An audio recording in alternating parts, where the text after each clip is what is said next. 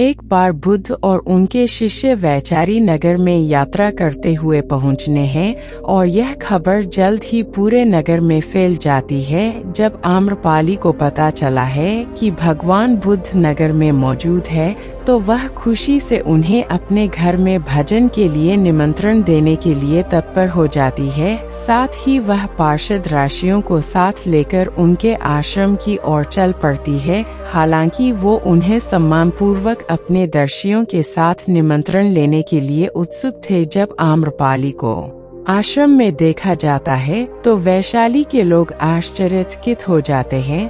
भगवान बुद्ध आम्रपाली के निमंत्रण को स्वीकार कर लेते हैं। इस पर उनके शिष्य और जनता में कुछ कुतूहल पैदा होता है।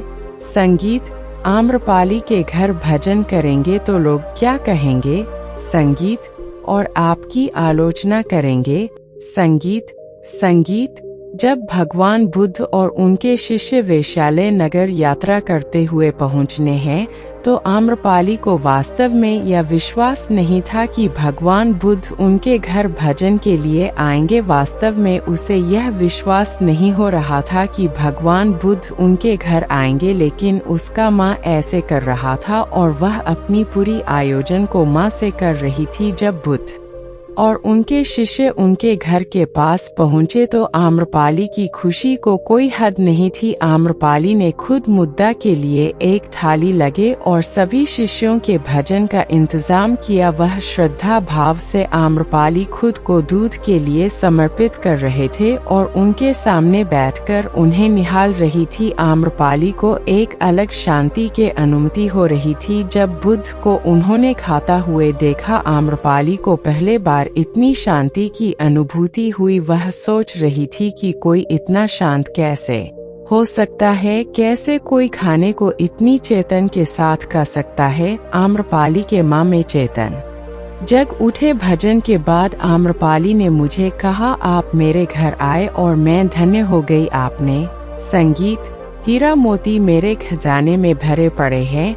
वैशाली के सभी युवा आसपास के राजा मेरे झलक के लिए मुझे अपने की चेष्टा करते हैं, पर आप एक ऐसे व्यक्ति हैं जिन्होंने मुझे सम्मान की नज़र से देखा। मैंने अपने जीवन में आज तक ऐसे शांत व्यक्ति से नहीं मिले। अब से दीक्षा लेना चाहती हूँ और अपने सभी धन दौलत महल और सब कुछ आपके शिष्यों को दान करना चाहती हूँ। मैं इस मोहमाया के दुनिया को छोड़कर चेतन के मार्ग पर चलना चाहती हूँ और अपने दुख दर्द से मुक्ति पाना चाहते हो। बुद्ध ने कहा, देवी अब तो वैशाली लेकिन अगर वधू होने के बावजूद अपने माँ को स्थिर और निश्चल रखती है, अपने वैशाली की कल्याण के लिए निकौन त्याग की है।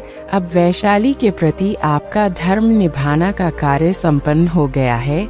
संगीत महिलाओं को प्रवेश आरंभ हुआ। स्वच्छता से व्यतीत किया। यह कहानी हमें बताती है कि हमें लोगों की संकोच और आलोचना की परवाह नहीं करनी चाहिए। जब हम अपने माँ के विकारों से मुक्त होते हैं और सच्ची शांति प्राप्त करते हैं, तब हमारे सत्ता को कोई भी नहीं रोक सकता है।